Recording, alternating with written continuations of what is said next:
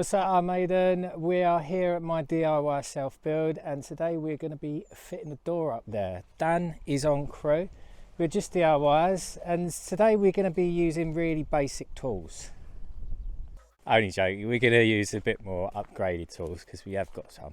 I've got a glazed door because up there the windows only face north, that way is east.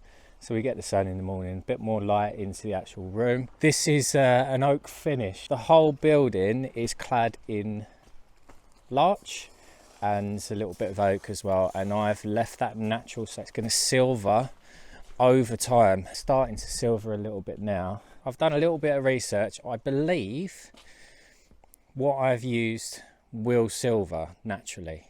So that is 1 coat of Guard Universal 5-star wood treatment, followed by Morel's tung oil. I've already popped 1 coat on just so we can fit the door. I need to put another 2 coats on after that. Now this stuff, it doesn't have UV protection, so that should mean that this door should silver up nicely along with the rest of the building. But we'll find out about that probably in a few months' time or so, maybe 6 months, a year, we'll see. Right, I'm going to let go.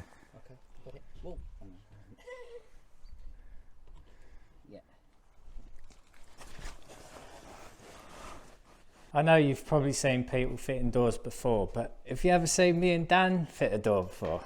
No, you haven't. You wouldn't want to, because last one we done, we put the hinges on the wrong side. This one has got low E glass on one side. Low E goes on the inside because that reflects the heat off. Hopefully we've done this door pretty bloody square. It was a bit of a tight squeeze. It's about as close as you were with your shower tray. But we just got it in because we could plane it down. If you want to see how that went, there's a link there. And in a future episode, there will be a link to me sorting out the shower tray. Let's offer it up and we'll see how it goes. My fingers.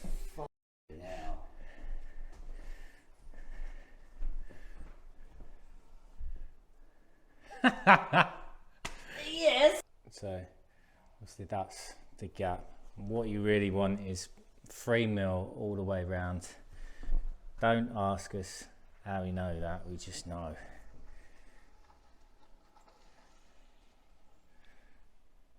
So yeah, it's pretty much bang on. We just need to take it down slightly, ever so slightly. If you're ever doing a self-build, just get prepared for like everything to go wrong basically. So I had these hinges in a packet ages, like I don't know where they come from, I don't know where I bought them, but I just see them in a packet. I thought, alright, I'll just use them. But these are like really cheap and basic, and there is too much give in it. I'm going to pop out to the shops again and then get some proper ones. So put some tape on to remind us which size we actually need to plane down. So we've got an electric planer. The best thing to do is just put a line just to make sure that you're going to get it down enough on both sides. We know that it's not going to go skew width like that.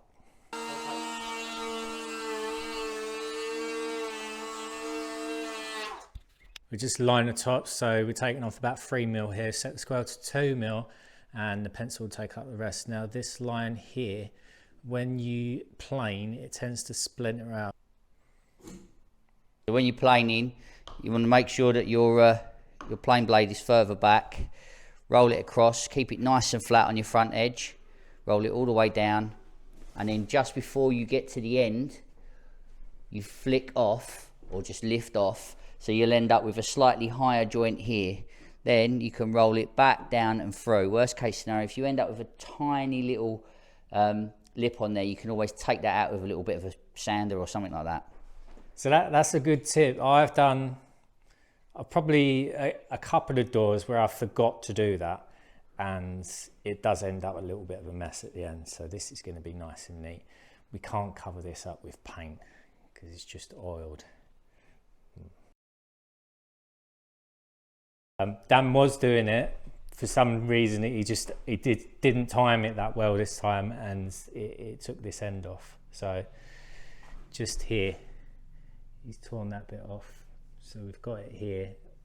We can make it good. We could just glue that back on, but don't make the same mistake that we did. So remember to lift your planer off before you get to the end, a good 2-3 inches, just in case, and this won't happen.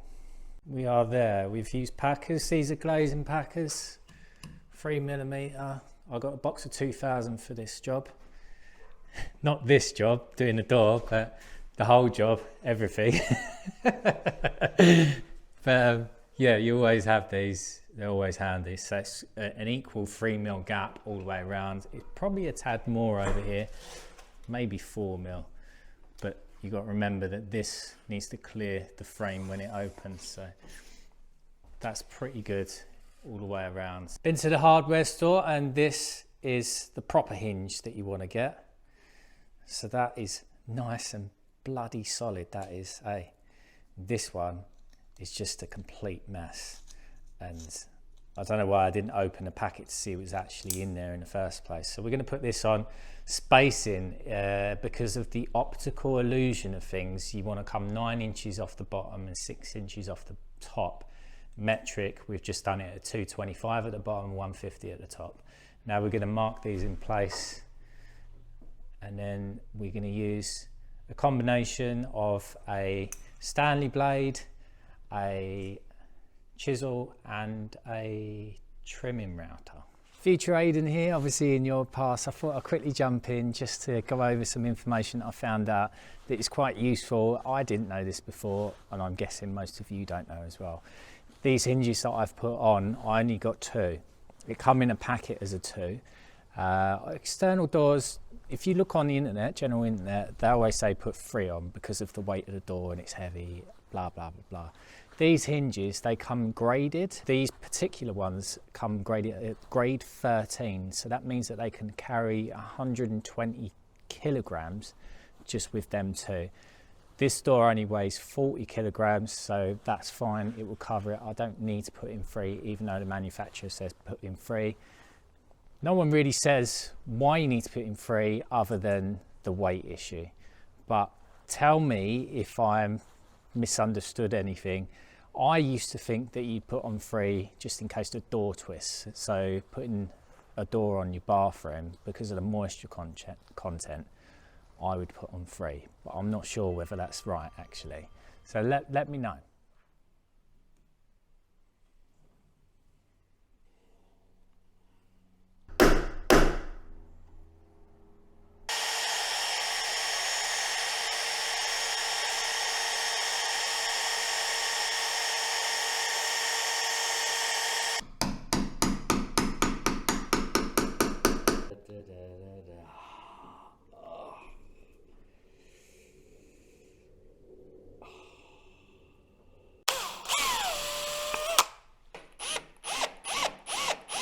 You missed us having a whole debate about, are we sure that the hinges are going on the right side?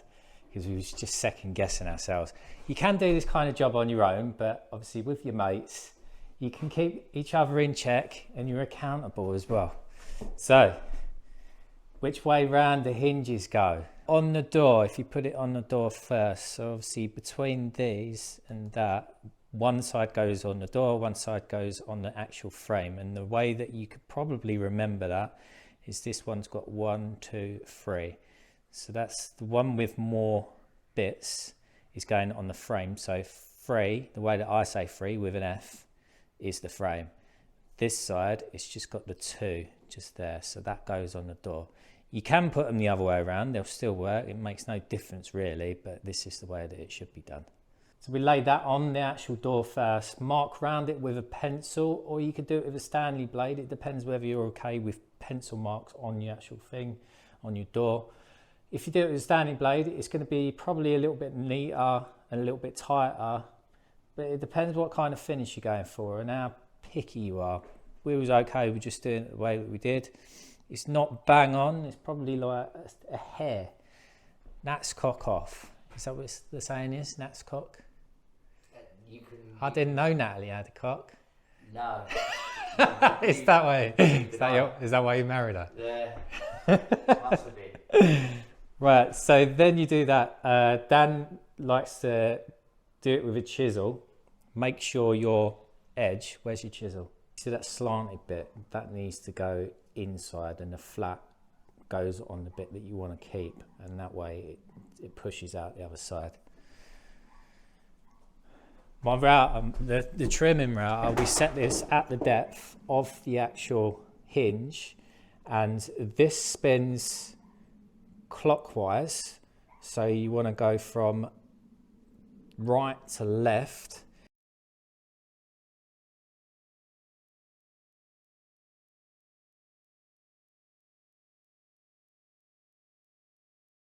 And that way it actually cuts the grain rather than trying to tear it out. So that's the reason why I was going one way to the other and then coming back to the other end and going back across. A few different ways of setting out hinges.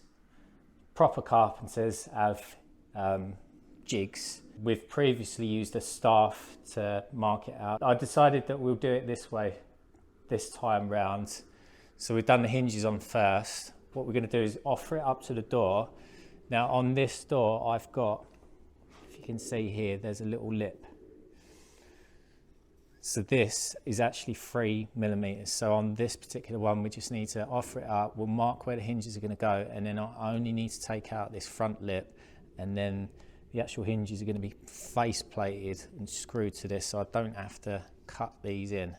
I just need to notch that little tiny bit out. So doing the hinges and setting them out with a staff, if you're working on your own, it's probably easier, because otherwise you're lumping up and down like a door all the time. There's two of us, we can lift it in and out, easy, mark up.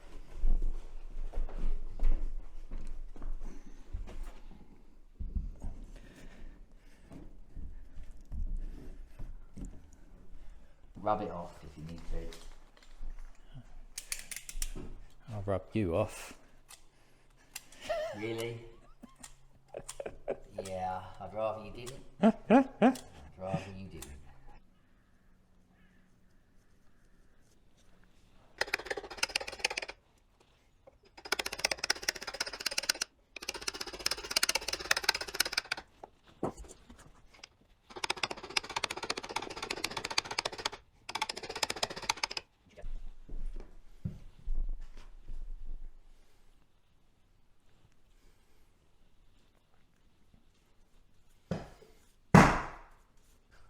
So I hold the door, we put the hinges back on, Dan's holding it up. We've put this just to pack it up. This is slanted cladding, so it's just a bit easier to adjust it. And we've got the hinges in the right place. So we're just going to pilot these, put the screws in, and then we can close it and see whether we still need to adjust it or not. Hopefully not. I just put in 2 screws just in case we had to shift it. So yeah, that's all nice. And then there we go, sorted. It looks like it does want to swing open a little bit, but yeah, I mean, we're going to put the, Dan's got the, whatever it is. Hola! Can Aidan ¿Qué come tal? out to play? What are they called again? Weather strips. Weather strips? Or whatever you want. Yeah. Draft excluders, weather strips. So you just put them in here and then it'll come off.